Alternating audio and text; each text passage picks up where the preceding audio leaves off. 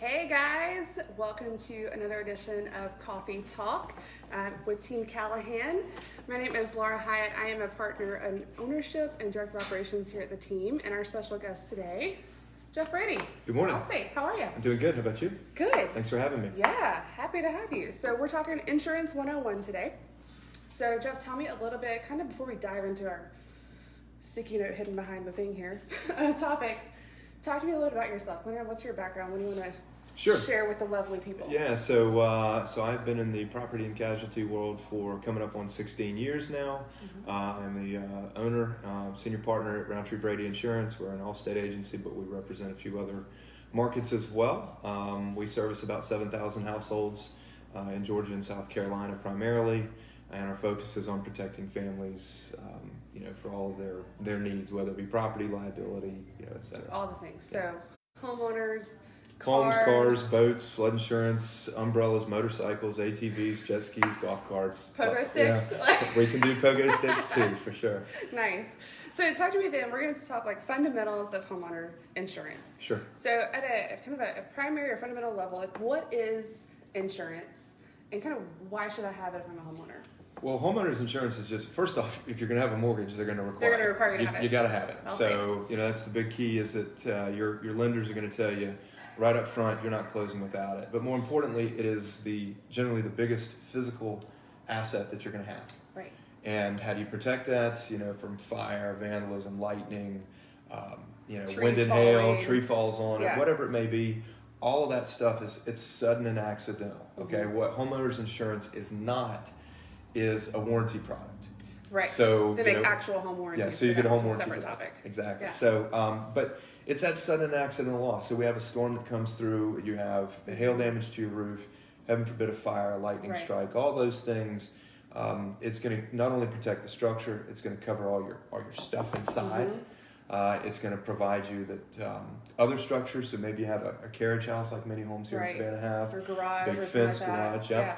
The other thing too is that if you can't live in your home, it's going to pay additional living expenses. So whether you're out, because you've had to evacuate from a storm, you had a fire and you can't live in the house. Right, while it's being put back together. And it could be months. So we're going to put you up in a long-term rental, so you're going to have all that protection as well.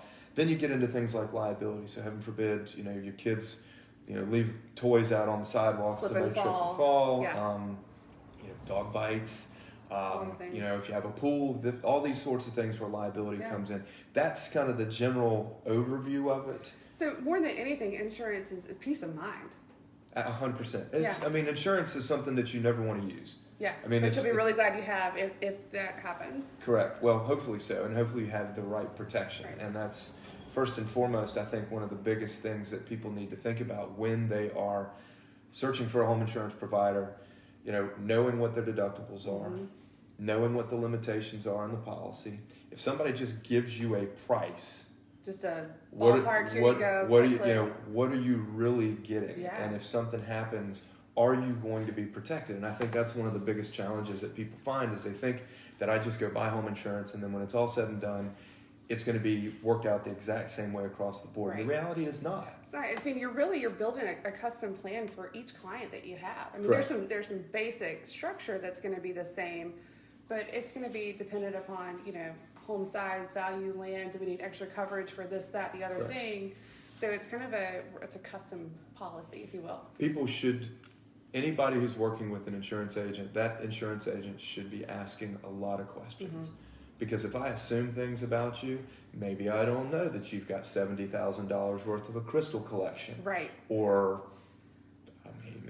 Or that classic car in that garage that looks like it's going to fall over. Yeah. There's so many different things that people have. And that you can, again, tailor a policy. You got that base model, but then maybe you want some more bells and whistles. Maybe you don't need the bells and whistles. Yeah. So you have the ability to kind of build it up or tear it down kind of as you need. Gotcha.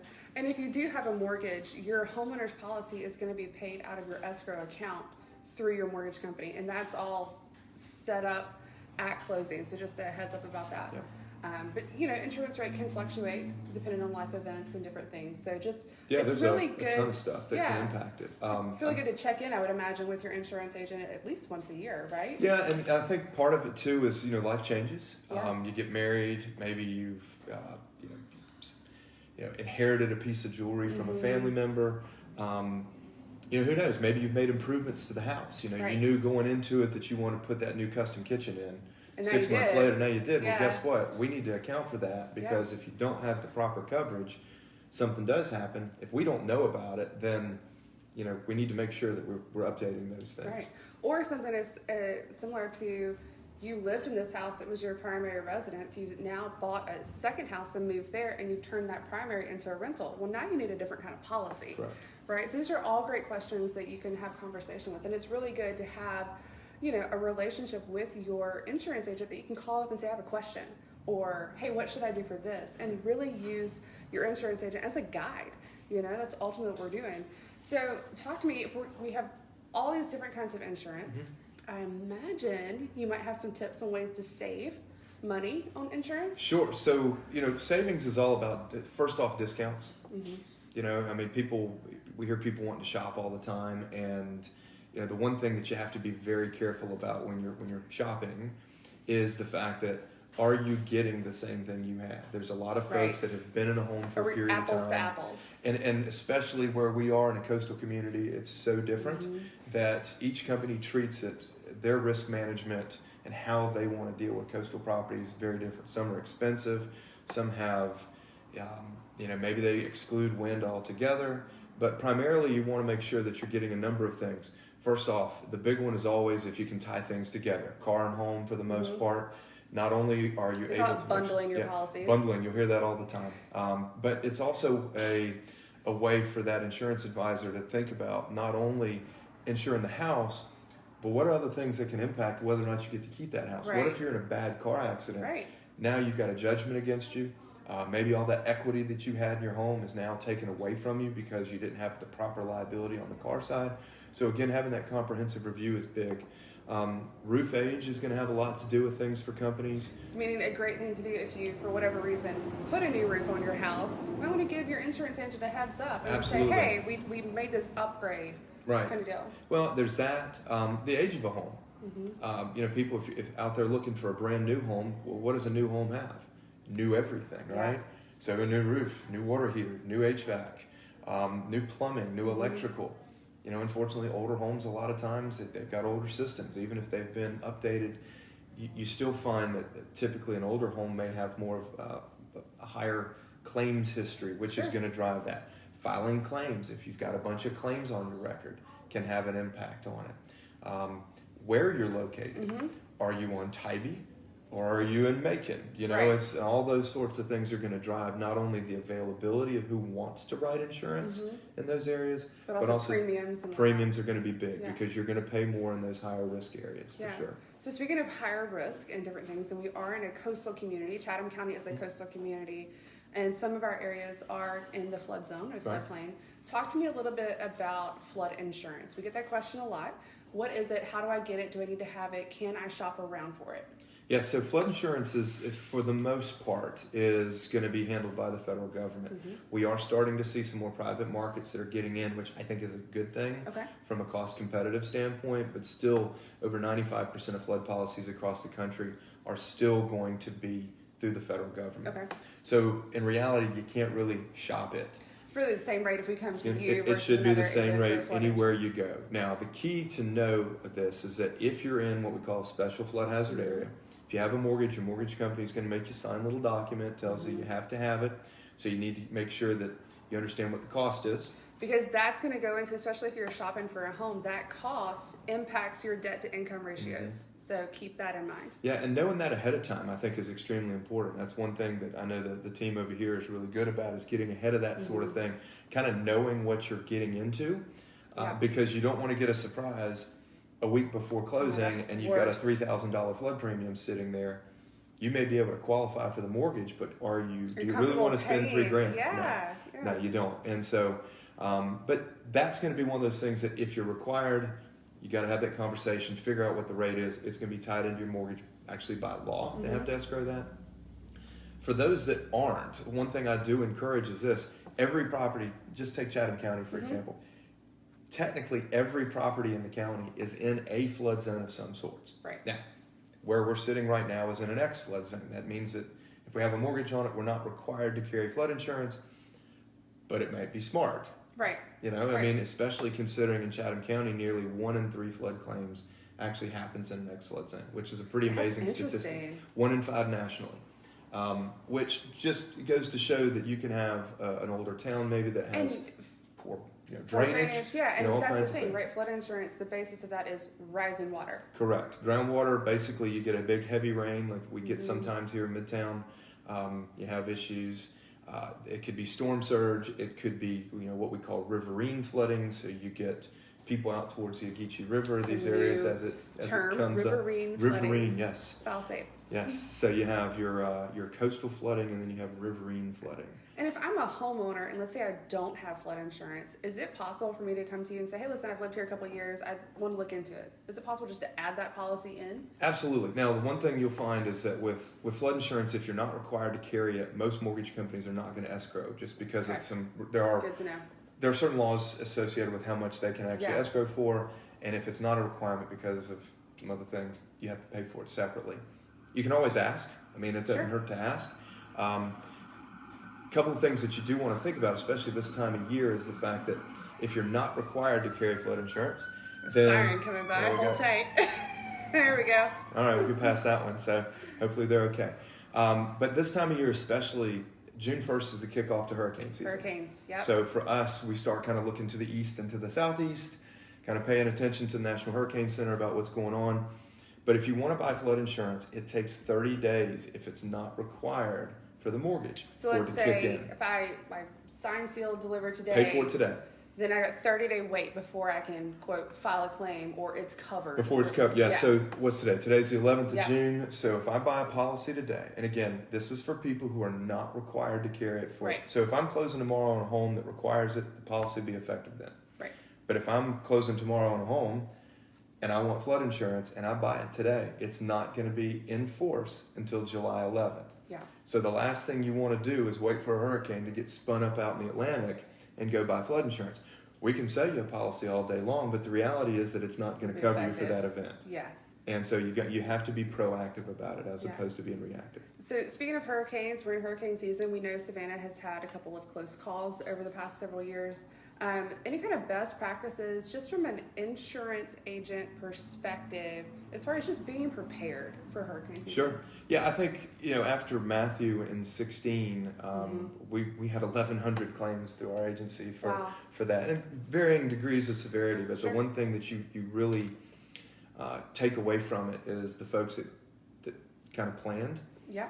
So you'll hear all the stuff, emergency preparations, get your valuables together if you're going to have to evacuate, so you've got them and you can take off with it.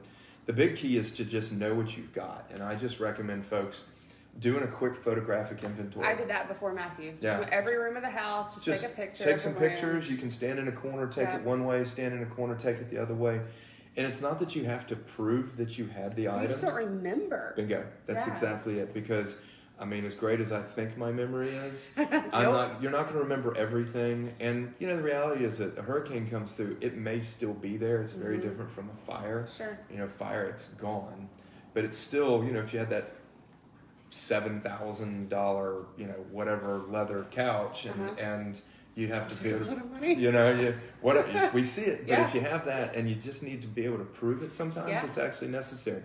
But planning ahead, understanding the impacts that if you do evacuate, keeping receipts for everything. I'm not a big fan, this is just my personal opinion, but I'm not a big fan of just filing for those expenses. Busy day. Not a big fan of just filing for a few $100s in expenses, because here's the other impact that I've seen, and I really caution people about this, is that you go file for $300 worth of food spoilage and a couple $100s worth of expenses, and I don't want to downplay the significance of $500, but the reality is that you now have a claim on your policy. It's a claim. It is a claim. And insurance companies don't look at claims based on the severity of them. It's the frequency. It's frequency. So if you've got for some companies, if you've had a claim in the last 3 years, they won't insure you. Yeah. Some companies, you have 3 or 4 claims, and especially you look back in the last 4 years between Hermine, Matthew, Irma. We even had people that lost power during Michael in 2018. All those scenarios, you can have 3 or 4 claims. Well, if you can get insurance and you go to buy a house, what are you now faced with? Can you afford it? Right. Can you even qualify for it? Right. So just being cautious. Now, I always tell clients, make sure you're documenting everything, because heaven forbid you come home and you have damage. Yeah, we're going to toss that in there and make sure all of that is covered. Get it all taken care of. Get it all taken care of at once. But just planning, buying flood insurance now, know what your deductible is. Huge. I mean, we saw that when Matthew came through. There was a lot of people that didn't know what their deductible was, and we're kind of surprised. Yeah, you're going to find that for the most part, being in a coastal area, most companies are going to have some sort of percentage-based deductible. So if you've got, and I have to stress this because I have this conversation often. If I tell you it's 2% or 5%, that doesn't really sound that big of a deal. Yeah. But when I tell you it's 5% of your actual coverage, and let's say you've got a $200,000 house, it's a different number. That's $10,000. Yeah. Do you have $10,000 sitting there to be able to cover that before the insurance kicks in? Yeah. So knowing that most policies today, you're going to find, unless you're on Tybee in certain areas, 2% is going to be pretty standard. There's some variation on both sides, but the question is, how much are you going to pay for maybe a little better deductible? The companies that may offer a little lower one, in a lot of cases, what's going to happen is that it's just going to be so expensive. Now, if you're in a policy you've had for a long time, and I've got clients that have flat $500 deductibles, but they've owned their home for 25 years. Right. And we have to stress to them, look, you're going to shop this. They're going to offer you this deductible at $4,000, $5,000, $6,000, $8,000 versus you have this now. Yeah. And just kind of understanding what they have. And the good news with all that too is, like, if you're looking at this and you don't understand the data in front of you, you're just a phone call away, right? Yeah, so I mean, for us, we've got a full team. We're here, we're local, we've been through it. We've got the t-shirt and the scars from the storms. I joke and pay to be paranoid. My job is to make sure that, we want people protected. Yeah. I have 2 seats in my office, and people can come in and, they can tell me how much they like me or don't like me after a situation, and I don't like people telling me they don't like me. Yeah. So, but at the end of the day, it's my job to make sure people are protected, and that's our team's job to make sure they have that coverage and at least understand what they have. Right. Ask questions on the front side, because if you have to ask them on the back side, you're little probably too not late. going to get the answers that you want. Yeah. Yeah. Awesome. Well, cool. Anything else you want to say about insurance before we wrap this up? It's one of those necessary evils, I think, for a lot of people. In general, insurance is something that we, as I said earlier, we don't want to use. Right. But it is nice to know that we have it. You've got it. I'd rather you have it, not need it, than need it and not have it. And having that annual review, going over the protection that you've got, understanding the protection you've got. Huge. And I will say this, just a service to, helping us insurance agents out there. Trying to get a review done 3 days before an evacuation order is probably not the most opportune time. So, calling your agent and be like, what's my policy? Yeah, so Be definitely proactive. encouraging folks to know what it is now. Now's the time to review it. Your agent's going to have more time to be able to go through it with you, to do those reviews. It's like calling your accountant 2 days before the tax filing deadline. You're probably not going to get a great response, so just be proactive. Again, exactly it. So awesome. Perfect. Thanks for coming. Yeah, no, my pleasure. Thanks for having me in here. So hopefully it's people got some good information, and it's always glad to help out. So thanks again. Awesome. Well, cool, guys. So we do Coffee Talk every Thursday at 10 a.m. on Facebook Live. So be sure to tune in next week for our next special guest. Thanks for joining us.